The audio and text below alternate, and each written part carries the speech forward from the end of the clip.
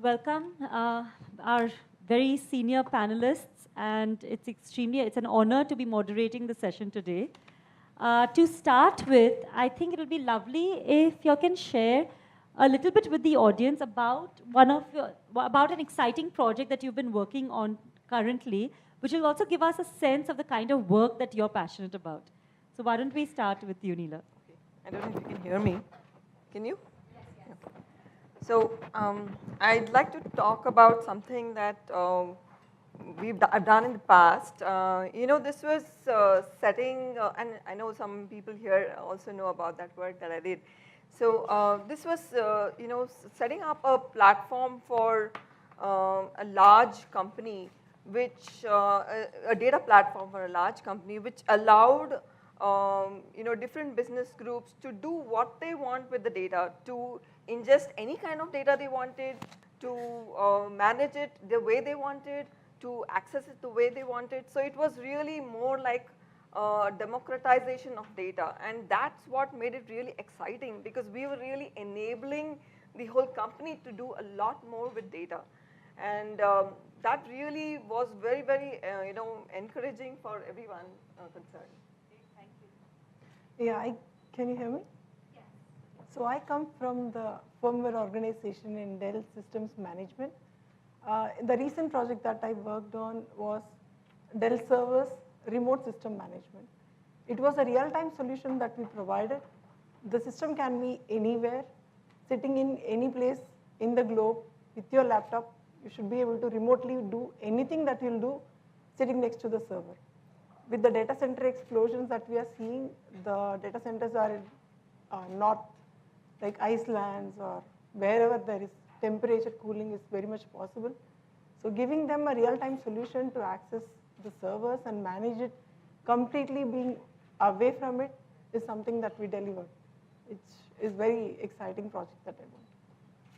Thank you. And Professor Prajval? Is that okay?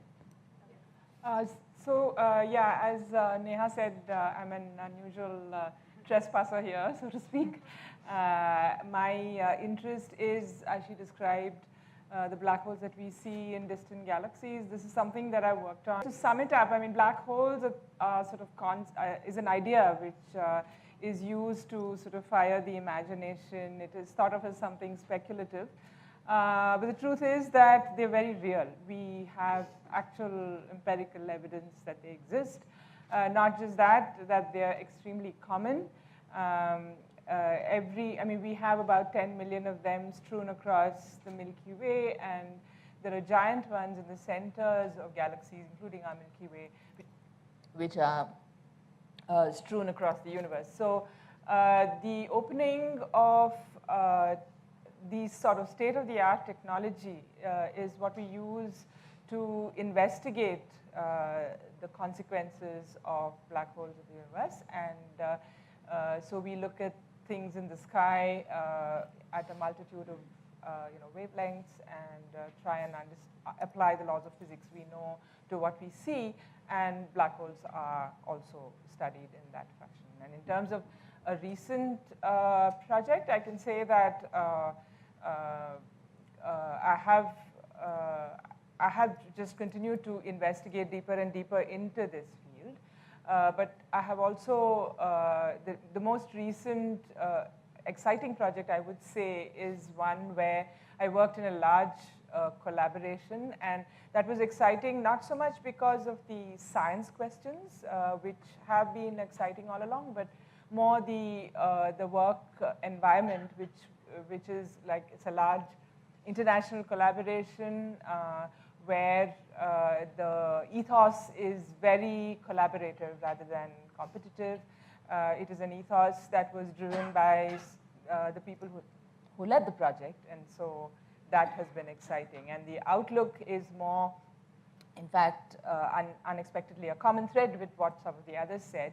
We live in an era of data deluge in astrophysics as well, and we hope that there can be more of democratization of the data and more citizen science projects where we can demonstrate that science is not only for specialists, science is for everyone, and everyone can participate in sort of cutting-edge investigations in astrophysics using data that could be made available on a very equitable and very large scale. Lovely, thank you. And Professor Prajval, on that line where you said science is for everyone, I guess it also means science is for men and women, right? And in fact, I don't know how many of you are aware of one campaign that Silicon Valley ran, which said that this is what an engineer looks like. And they had pictures of women posting their pictures, you know, and with the hashtag, this is what an engineer looks like. And this ladies and gentlemen, this is what engineers look like, yeah? But sadly, that's not how the statistics play out. I mean, if you look at our overall participation of women in technology roles in India, we are in the early 20s. And what's worse is that most women, so about 50% of women will move out of core technology roles into non-core technology roles within 8 years. And then only 7% of women who started off in technology roles even reach the C-suites versus men who see a tremendous rise in their careers. I would love to hear from you about how you are seeing it playing out in your particular industries and fields. Okay, do you want me to start? Okay. So, talking about the specific company where I work in, Lowe's, I'm happy to say that, you know, our CIO is a woman, and we were really delighted to have her on board. And we have about 30% women in the technical workforce. But yes, you know, we have to guard against, or we have to watch against how this plays out as they grow in their careers. So I do see that, you know, there is a lot more interest in science and technology, and you know, more girl students, women students, girl students, female students are looking to take up more careers in technology. I do see a need for various kinds of interventions, or even manager-led conversations that help, you know, move the needle further, and specific, you know, personalized mentoring. I think that is very key in really building that across. So yes, you know, I do see that, you know, over time, right, I've always been used to a room full of men, like engineering men, and then again men. Every meeting I go to, I think I'm the only woman. But I am now beginning to see some more women leaders emerge. So I think organizations are also getting a little more cognizant about it, and maybe they're taking a little extra effort to see or to seek out those women as well, and to make sure that they retain them. But yes, we have a long way to go in trying to build that needle forward. Great, thank you. Kala, can you share some light in your industry on how you've been finding women in the workplace? When you look around you, how many women do you see? When you look above you, how many women do you see? And also about why do you think this is important?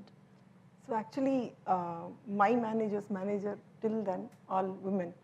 So that's a great opportunity to see. But the sad part is there is a very good number of percentage when they come into the workforce, gradually it drops down. There are many reasons because of the family movement, getting married or getting into the family, and they need to move with the family, and mentoring is a big thing that we are working to see how we can bring them up. There are policies that Dell has made, but the problem that I see is they need to stay strong. They need to take career more serious. It's not just a second source of income, but it's something that they are very passionate about. The one challenge that we have in the STEM industry is they need to keep learning and updating themselves, which is something that they come back as a challenge. But if you are passionate about it, should not really be a big challenge. This is what I see from the real problem that we have. Great, thank you. Professor, could you shed some light on the situation as well? In a way, the sciences are no different from any other arena. It is seen that there is an attrition of numbers. However, the evidence suggests that it is the bias within the profession that is the barrier to gender equity. Although the sciences would swear that they are a meritocracy, there's more and more evidence that they are not, and that unconscious bias, not just in terms of gender, but on many dimensions, do play a role. One classic illustration of that is like what you described. The number keeps getting depleted as you go up the ladder. But it's not just in terms of the age. It's also that, for example, the number of science PhDs who are employed in higher education in India today, the women's fraction is about 45% or even higher. It was 45 a couple of years ago. So this is the pool we have available of trained scientists. However, if you look at things like academy fellow memberships, or if you look at governing council membership, or some prestigious lecturers distribution, or any of these things, the fraction drops to a very small number. So that's clearly telling you that when the fraction of any selected subset is not equal to that of the pool, that tells you that the process is biased.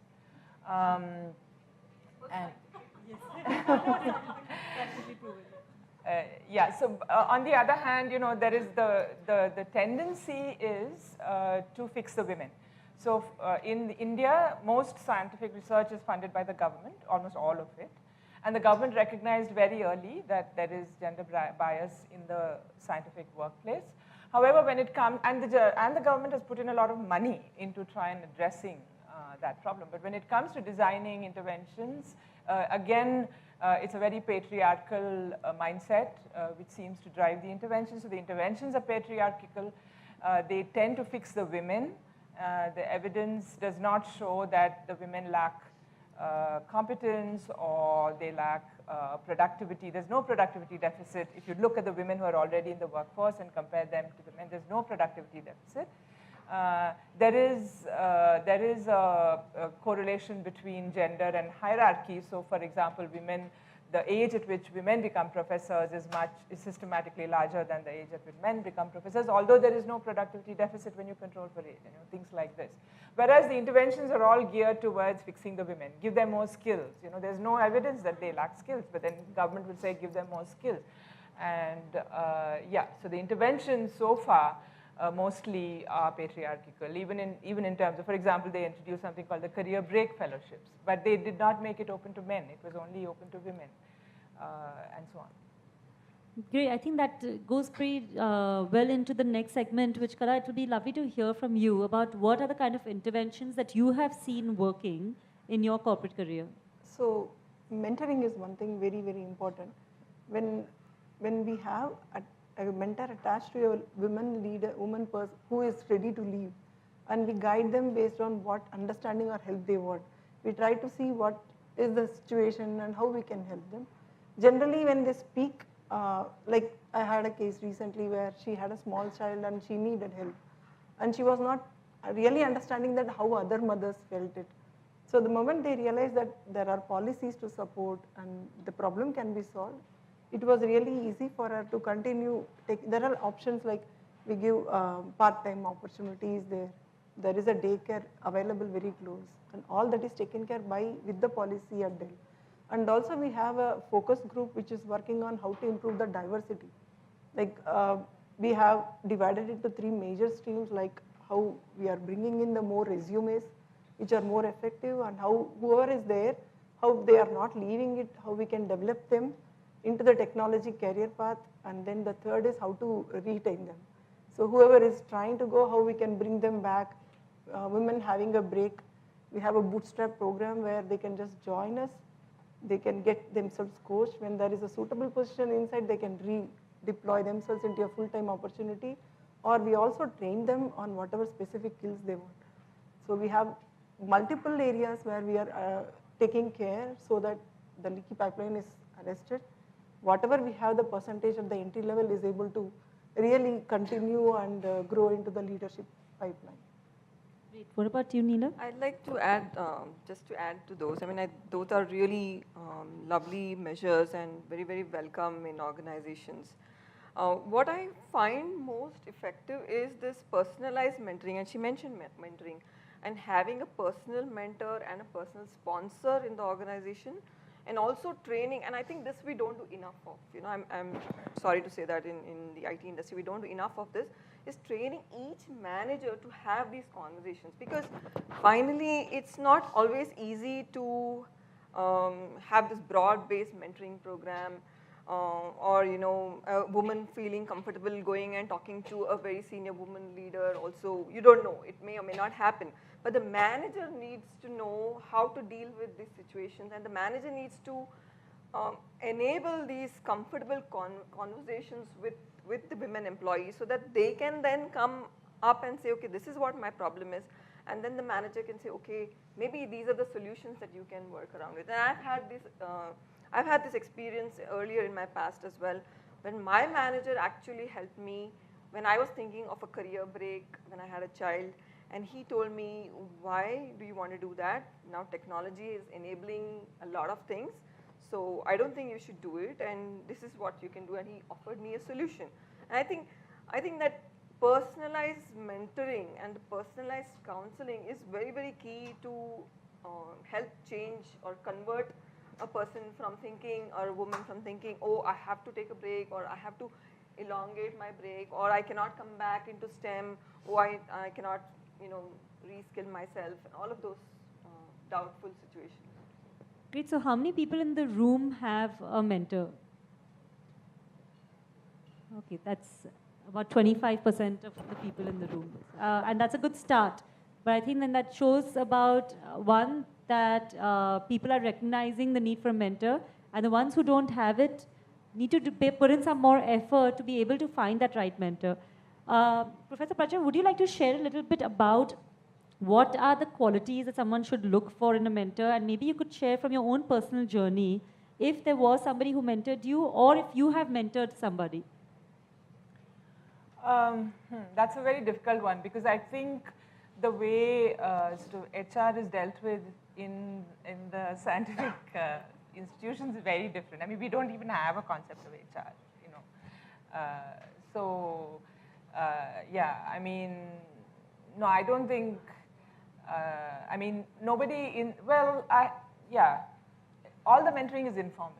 I mean, so I do remember, for example, nobody in the profession really mentored me, but there was one person after my PhD, I went to the US for postdoctoral research, and one of the sort of senior, a person who was a few years ahead of me, she really sort of went out of the way to appreciate my work, and in fact, she lived in the East Coast and I'm in the West Coast, and she said, I'll send you $10 for a photocopy of your thesis, you know, just send it to me. And she actually sent me a check for $10. This is, you know, before the era of digitization and all that. So, you know, just that gesture, you know, it meant sort of so much to me. And what she told me was, she said, look, you have a partner who's also in science, and so try not to compromise on your jobs early on, because later on when you are looking for more permanent positions as faculty and whatever,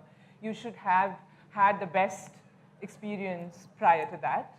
So even if it means living separately from your partner and all that, do that so that you can then get, and that one piece of advice, you know, really stayed with me, and it stood me in good stead. But and I have done a lot of mentoring in the sense of, you know, providing a crying shoulder, you know, hearing out, but it's all informal. In fact, the kind of time I've spent mentoring mostly women, I wouldn't even call it mentoring really, because it's not an official, you know, it's because they think that you will sympathize with what they have to say and listen to them, they come to you. But it is, in a way, a professional activity, because it is contributing to their profession, but we don't get acknowledged for it. Yeah, but the best mentoring can happen when the mentee doesn't even know that she's being mentored. Yeah. And in fact, I think your example shows that you don't have to wait for your company to have an institutionalized program for mentoring, right? I mean, everybody can find somebody who they can get mentored by.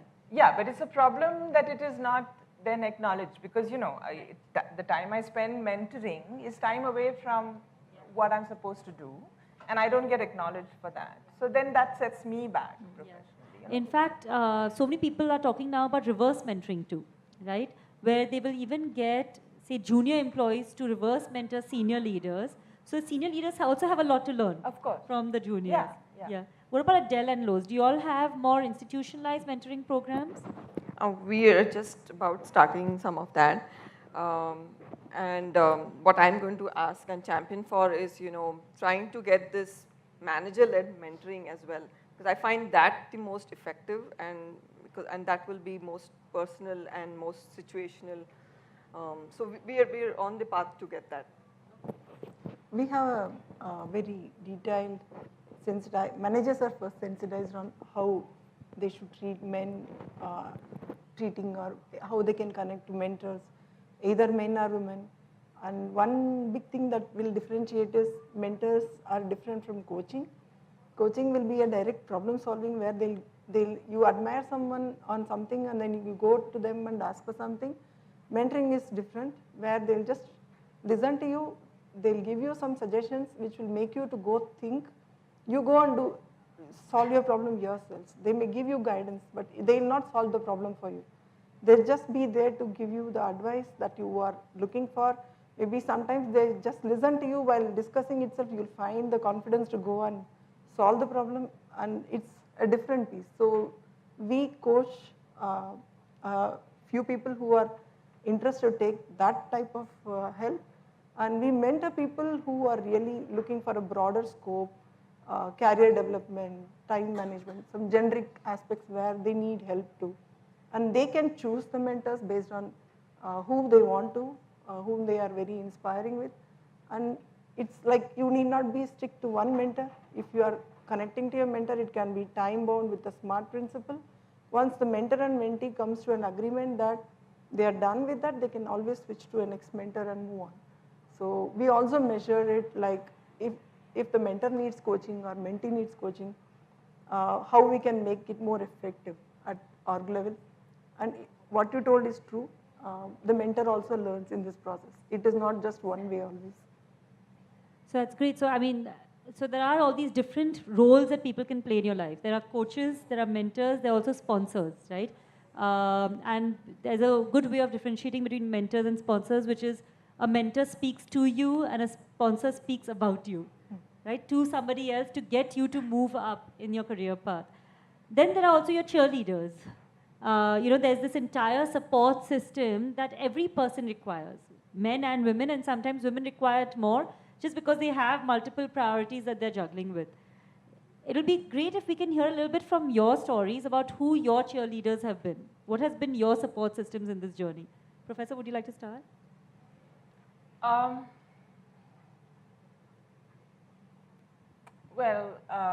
would not like to think of them as cheerleaders, particularly for women or something like that, because I think what we are trying to fight is the salience of gender in our profession.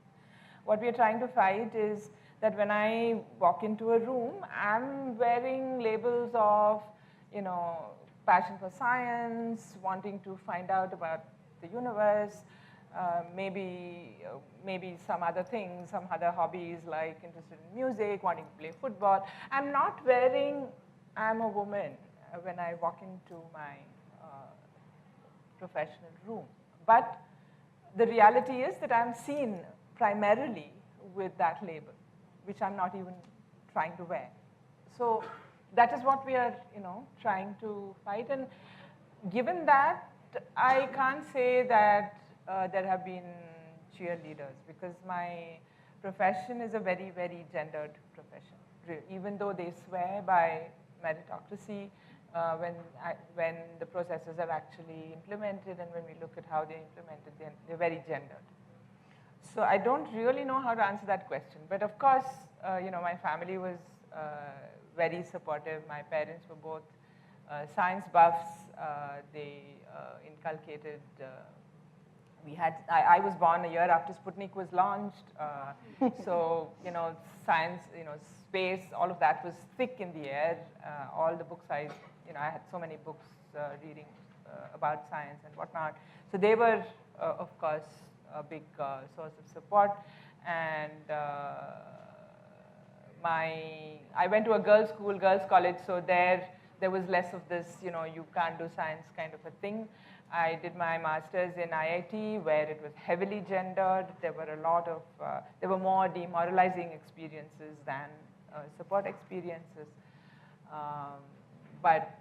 Yeah, so family has been a big thing. I mean, my partner's also a scientist, so we grew together in some sense in terms of our intellectual growth, although it's a different field, but yeah. So great, then even I don't know if more that's what you were kudos to you. looking No, for. more kudos to you to be able to push through that and keep growing though. Because it's tough enough to grow, and then when you're growing against a tide, then it's even tougher. So really kudos. Kala, would you like to share a little bit about your journey? Yeah. In my journey, actually, I had a good family support. My parents were always there to help. In the career also, generally when I go through lows or when I see a challenge where I am not feeling the way I need to feel to, or I'm very low in my confidence, I always had somebody whom I can go through, who had more confidence on me than I had on myself. They'll tell me, it's fine, you can just move on. Those words of comfort always have helped me to rediscover myself, take the new challenge and move on. So I had completely had all the support, and I at least make someone who will be there for me, because I know it's not easy as you go up in the career, and you will go through a lot of challenges. Every time you will not be winning. So how to take care of ourselves, and sitting and thinking alone, like what Meena Lochani was saying also, is very helpful. Like we need to rethink our strategy and see how we can take the next step, how to plan for tomorrow. Yeah, cheerleaders on the personal level, I think my husband was always, pushing for me to have a good career for myself. So I think he is my biggest cheerleader. My mother and mother-in-law, I don't know, they were like, I got lucky. Both of them were very inspired to help me, and they kept encouraging me to, go ahead and do whatever I had to do. At one point of time, I think I was living out of a suitcase practically for a year or year and a half. And my child was quite young, so I think my husband held fort, and my mom and mother-in-law both pitched in, so that really, really helped. And on the professional level, I think, yeah, like, Prajwal also mentioned, initially in the beginning, in the first few years, I don't think I had any cheerleaders in the industry as such. It was just about, what can you do as a person, and what can you show as a technical person. But I think lately, maybe in the last 10 years or so, I would say that yes, I've had some sponsors or cheerleaders within the company or within the industry who have helped me in some ways. But yes, it's largely been on the personal front. Great. So as my last question to you before we open it up to the audience, I'd love to ask each of you, how do we make it different for the next generation of women? There is, if we start looking at the pipeline of women talent that is coming into the door, and now we know all the problems that arise once they do get in, where do they disappear? How do we change the messaging? How do we change the signaling? How do we make sure that the next generation of women, there are far more many women who are, on a panel like this, and our whole perception of this is what an engineer looks like and this is what a scientist looks like is completely gender neutral. So I think definitely university outreach programs, industry as well as quasi-government bodies, branding a technical career as something that is desirable, not just desirable from an intellectually satisfying perspective, but also desirable from a monetarily satisfying perspective, desirable from overall fulfillment perspective. Also, to demonstrate, I think we need to brand that technology careers don't necessarily mean that you have to give up on a lot of things. It also means that you can have your cake and eat it too, even with a technology career. So it's about being able to take the right pauses in your life when life needs you, and taking the right pauses in your life when the work needs you. So I think that's what it is, and it's all about work-life integration now, right? It's not about work-life balance. So just being able to do that is something that is possible. I think that amount of branding, I think we need to really get out and do, and also try and retain a lot more women in the workforce through these personalized mentoring programs or personalized coaching that could happen. So that's what I think is really going to help more and more women to look at technology careers or science careers. And stay in those careers, Stay in exactly. those, yes. Yeah, actually, I feel there is lack of role models to the schools or colleges. So what we had various programs for that. When we go to there is a program called IT is Not for Geeks, where we go to the 8th, 9th standard girls, bring them to not from the high reputed schools to the government schools or from the villages which are nearby, and bring them to the office, show them how a corporate industry works, and we are all there. Then we also talk to them on what are the things that we do, how we are also from a similar background, how they can dream to be here when they grow up. That gave a lot of inspiration to them. When they spoke after one day spending with us, we could see a lot of change in the way they are more serious about studies, and then they keep sending us mails that they got so much mark in science or maths and all, which was very inspiring. So we started doing it. And to the colleges, what we saw is we had a program where girls outreach program. We picked few colleges where we wanted to take girls who are scoring very low, like the third, second year students who are not at the creamy layer, but they are there in the engineering institutes already, and then we want to show them or help them how they can excel on what technology that the companies are looking for.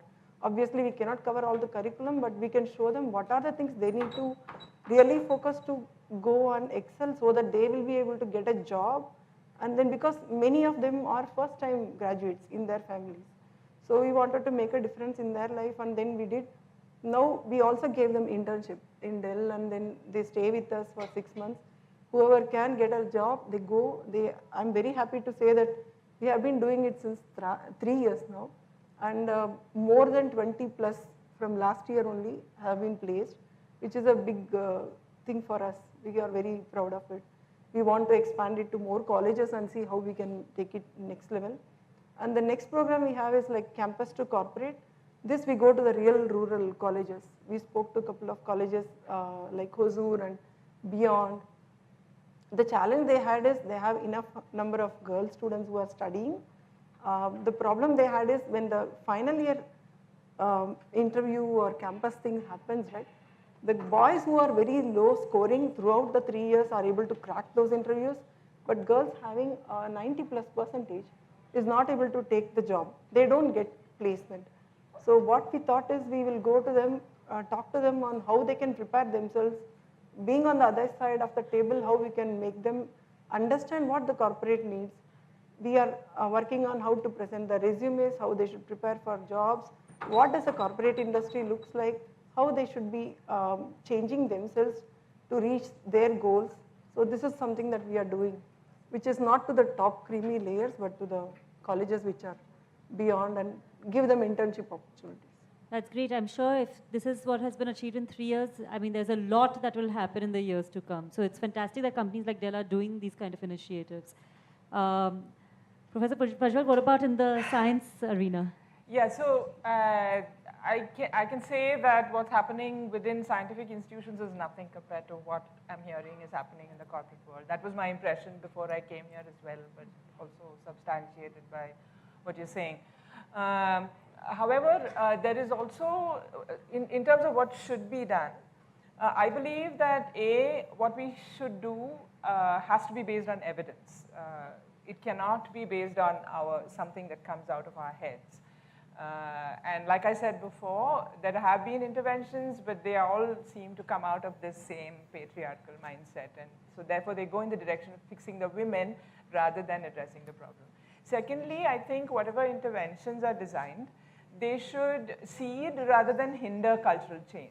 So we want cultural change. We are fighting to abolish the salience of gender, which means that we have to abolish ideas that it is the women's responsibility to be the caregivers, and and all those statistics which were shown before. I don't know, but that women are less competent, etc.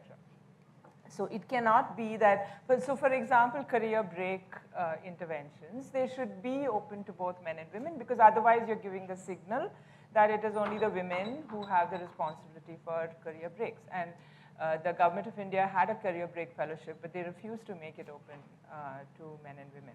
So I think that is an example of where you're hindering cultural change rather than seeding cultural change. And I think every intervention should seed cultural change at the very least, if not actually bring about cultural change. There are efforts, there's a big thing about role models and bringing girls into science and all of this, but there is no evidence that girls are reluctant to come into science. The statistics show that girls are as much, if not more, interested in science. All the prestigious science fellowships that are given to students at grade 12 go to girls more than boys. The numbers are like 60%, even for a discipline like physics, which is my discipline, which is much more gendered than any other. It's 50%, and the same for academy, summer fellowships, all of this. So there is no evidence that girls are not interested in science. There is no evidence that women are less competent than men, that I said already earlier. There is evidence that within the profession there is bias. So for example, apart from the numbers I quoted earlier, for example, the gender gap in physics is much higher than the gender gap in biology. And it doesn't make sense that biologists have less caregiving or housework to do, right? So why is there a difference in the discipline? It clearly points to a bias within the profession.